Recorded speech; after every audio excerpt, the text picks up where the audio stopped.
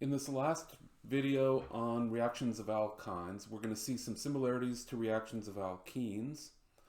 First, looking at this alkyne that we'll use as an example, we see that it's 7 carbons for the parent alkyne chain. It's got a methyl hanging off at carbon 4. So the name of this molecule would be a heptyne with the -ine suffix. It's a 2-heptyne because the triple bond starts at carbon 2 for its lowest number. And then, of course, it's got a 4-methyl group. So it's 4-methyl 2-heptyne. A look at it with everything drawn out is here on the right. That might help to see really everything that's going on, but it does take a lot longer to draw. You can try the same reaction that we did with alkenes that led to trouble, that led to formation of carbocations, for example, and rearrangements and so forth for alkenes. You run into a sort of a different set of problems with alkynes. So with our model compound, 4-methyl 2-heptyne, we try the addition of aqueous acid. The reaction proceeds as we would expect, with protonation, a door swinging one way or another, bonding to that proton from the triple bond, generation of water as a leaving group within the hydronium ion, followed by deprotonation. You end up with either structure on the left or right. Depending on where the hydrogen adds first, then the OH, which results from water, comes in at the other carbon, which was a carbocation in the intermediate. So you don't have any specificity.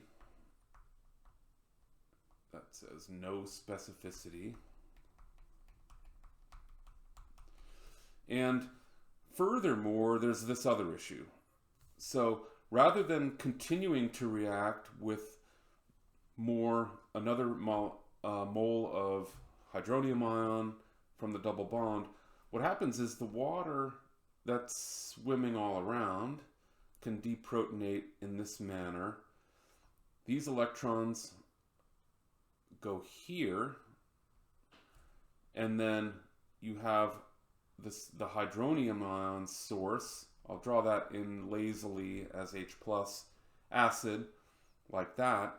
And so you generate a ketone at that position. Likewise, you have the same reaction taking place, generating a ketone at the other carbon. If we had started with a terminal alkyne, with the triple bond on the end of the chain, one of these would end up as an aldehyde rather than a ketone. In that sense, just as an aside, that reaction would actually have some specificity, but not intentional. So the problem is no specificity here. And interestingly, this presents a principle that's actually very important, which is keto-enol tautomerism. So a tautomer, notice it ends in mer like all isomers. It's a type of isomer, a really particular type.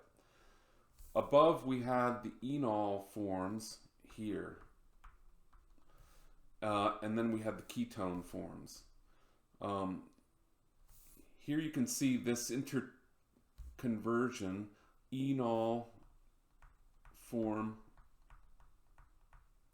keto form. Not sure why it's not just called a ketone form, but the equilibrium lies very much to the right. And as I described above, you have that tautomerization, the process leading to the ketones, but without specificity as far as where the carbonyl goes. So specificity can be achieved using conditions similar to those for getting specificity out of adding water across the double bond of an alkene, using a mercury reagent or a boron reagent. So a very similar set up here, but they do somewhat different things. It's pretty easy to remember the mercury one because it hinges on the size of the mercury atom, just like in the case of alkenes. So this is showing you the net reaction of the same compound with these reagent conditions. Actually, so fairly different. In oxymercuration, demercuration, we had HgOAC2, if you recall.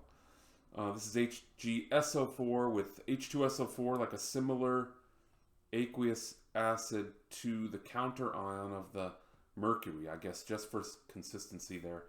The net reaction is that you get the ketone forming ultimately at the carbon of the alkyne that's closer to the larger or more substituted side, bulkier, more hindered side. We'll look at the mechanism of that in detail. The boron reagent, just like with alkenes, will deliver the ketone to the other carbon, the less hindered, the less substituted, whichever it is. So the analogy holds true for alkenes and alkynes. It's just that the results end up as ketones or possibly aldehydes rather than alcohols for the alkene case. We can do a lot with carbonyls, as we'll see in the next unit, so it's actually quite important as well. The detailed mechanism of the mercury catalyzed hydration, I guess you wouldn't really, it's not really called oxymercuration, demercuration anymore. It's just a mercury catalyzed reaction. Mercury, the reagent is a +2 -2 ionic compound. So the mercury, the arrow pushing holds true throughout this process for the most part. The mercury gets bound and it's going to bind to the spot that's less hindered, right? Because mercury's a big atom. Imagine it being really big here. Had it tried to bind to the other carbon of the triple bond initially, it would be bumping up against this bulky group here. So the mercury prefers to stay away from that bulky group and go here. Water can come in then and bind directly to the carbocation. Creates this bond right here. Deprotonation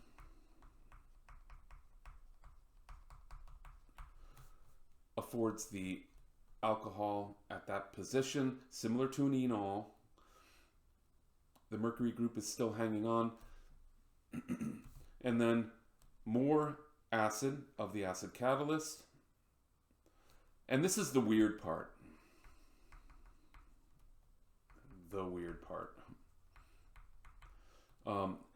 Basically, the electrons of this bond are picking up a proton. The part of it that is memorable, I suppose, that kind of makes sense, is that results in mercury being further electron deficient, those electrons being taken away from it. And so the mercury catalyst is regenerated, as catalysts always are.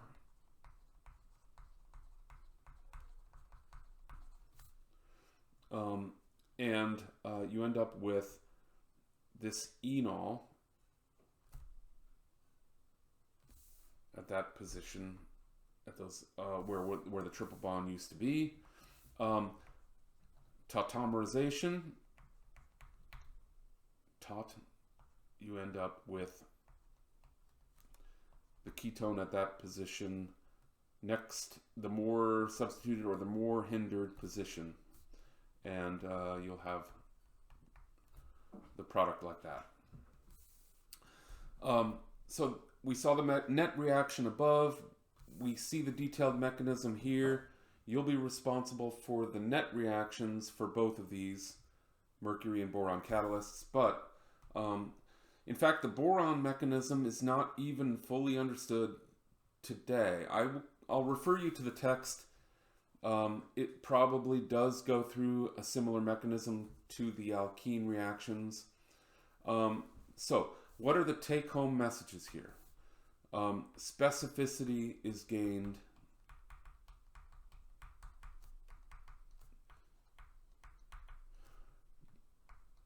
both by complex reagents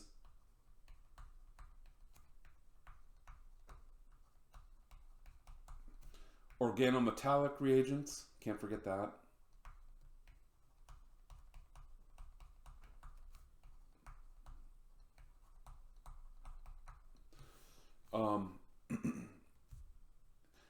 And what we're really talking about is regiospecificity here.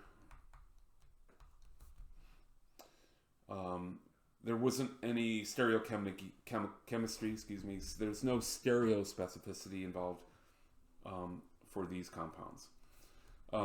So metals can do very specific things at the expense of simplicity of the mechanism, for example. And that's the last of our alkyne chemistry.